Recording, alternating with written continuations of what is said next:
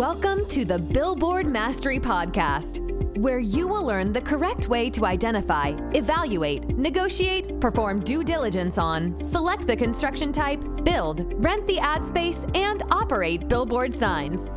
And now, here is your host, the guy that built from scratch the largest privately owned billboard company in Dallas-Fort Worth, Frank Rolfe. There's a word in the English language called hyperbole, which means making an impact just through the words that you choose to use. And in the billboard business, there's a similar form of hyperbole, which happens with numbers. This is Frank Rolfe, the Billboard Mastery Podcast. We're going to talk all about how to use numbers for maximum effect. Now, let's start off by one of the ones that I learned early on in my career was important, and that was regarding ground rent, making the number sound compelling by making it sound larger. So let me give you an example. When I first started going out there, getting billboard agreements with people, in some rural location, there wasn't a lot of money to be had because the signs didn't rent for very much. So I'd go around with people and I'd say, hey, can I rent your some ground space to build a billboard on your property? Typically a farm. And the farmer would say, well, I don't know, how much money would you give me? And I would say things like, well, I'll give you $40 a month. And they'd say, nah, that's not enough money for me to even jack with it. And then I realized that $40 a month also equated to roughly $500 a year. So I changed my tactic. I go to the same farmers and say, hey, can I rent your, some land on your farm to build a billboard? And they say, how much would you give me? And I'd say $500 a year. And they go, oh, yeah, that's not too bad. Yeah, I'll do it for $500 a year. So what had changed? Well, nothing, not the amount.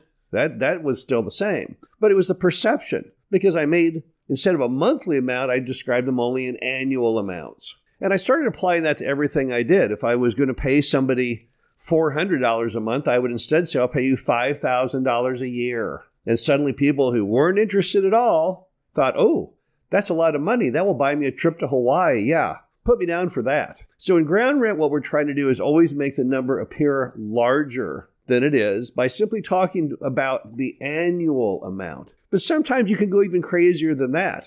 You could tell someone, yeah, I want to build a billboard on your property and on a 10-year lease. Well, how much will you pay me? Instead of saying $5,000 a year, you'd say $50,000 over a 10-year period. Once again, they'd say, oh, man, that's great. That'll buy me that 1960s Thunderbird classic car I was looking for. So in ground rent, often the key to success is making the numbers sound bigger by talking about them in terms of annual or even larger numbers. Now, if you're going to do that, one word of caution, you got to make in your contract, obviously, that you're only paying them by the month, and you have the right to terminate it. You would not ever want to enter into an agreement where you're going to pay someone some giant 10-year amount. And you certainly aren't going to be paying them this amount up front. But it's the general thought to them that, well, the sum of all of this time will equal a pretty significant sum that, makes it exciting to them. Now, on the converse, let's look at when you want to pitch an advertiser on renting the billboard. If you said to the advertiser, oh, yeah, well,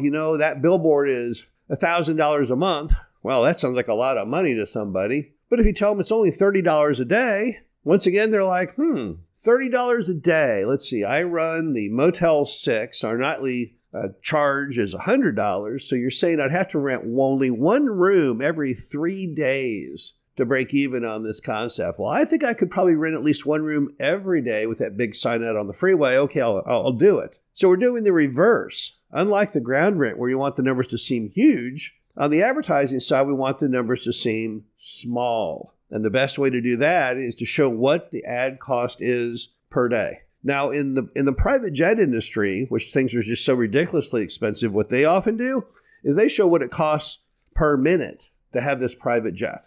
It'll say, you can own your own Lear jet for only $4 a minute. Well, people think, well, let's see, I got a $5 in my pocket, so I guess I could own a private jet. Whenever you see the number divided by tiny, tiny increments, days or even hours, that's the hallmark of someone trying to use the hyperbole of numbers to sell you on something. That's exactly what billboard people do all the time. And then you have traffic count. Now, let's say you're looking at a sign, it's on a 2-lane rural road, and the traffic count on that sign is maybe about, 2,000 people a day. You could then say, well, but it's 60,000 a month. Well, I guess that's true. It's $720,000 a year. Yeah, I guess that's right.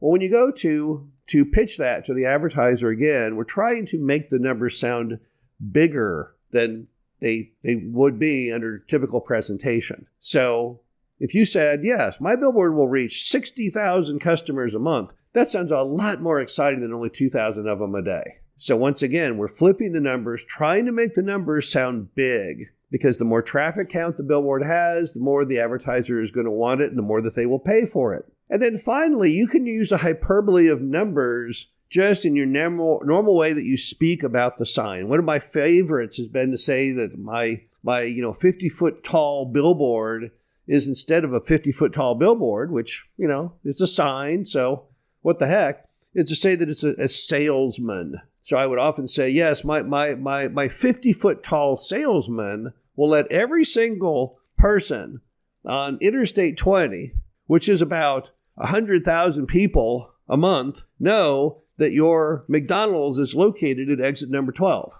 And if you're the McDonald's advertiser, you'd say, wow, that's intriguing, man. I can get this 50-foot tall salesman screaming McDonald's exit now to 60,000 people a month. Oh my gosh, this is the best deal ever. It's been found that most people make decisions based on emotion, and then they back them up with reason. All of our brains work in that way. We have a mathematical portion and the more emotional portion. And when you're using the hyperbole of numbers, you're trying to tap into that emotional section. But then you have to back it up with the actual numbers to make sense of it all to the person who is buying. And that's what we're all trying to achieve whenever we present numbers. We want to give the factual numbers. We want to tell the truth on what the things are. But we want to present them in a manner that piques the interest of the emotional side of our brain. And you'll find if you use the hyperbole of numbers to your advantage, you will, in fact, be more successful in getting spots to build billboards and getting those things rented in every manner. So whenever you're presenting numbers, think through yourself. What am I trying to do with these numbers? How do I want to present these? Do I want them to appear abnormally huge or abnormally small? And then take your actions accordingly. This is Frank Rolfe, the Billboard Mastery Podcast. Hope you enjoyed this. Talk to you again soon. Thank you for listening to the Billboard Mastery Podcast. Be sure to visit us at www.billboardmastery.com, where you can find past episodes of this show, plus an array of information to help you successfully build, buy, and operate billboard signs.